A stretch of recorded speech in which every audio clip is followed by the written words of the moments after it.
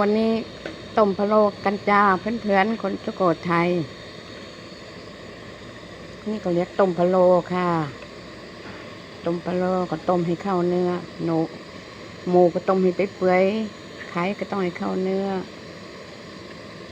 ค่ะ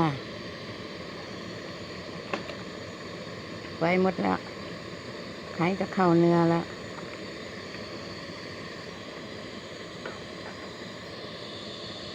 ค่ะแล้วก็เอาหอมผักชีโรยหน้า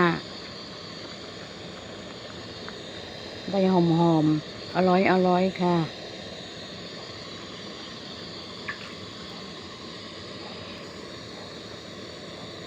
ทำแบบนี้ถึงจะอร่อยเครื่องปรุงเข้มข้นค่ะพร้อมกินเลยเที่ยงเนี่ย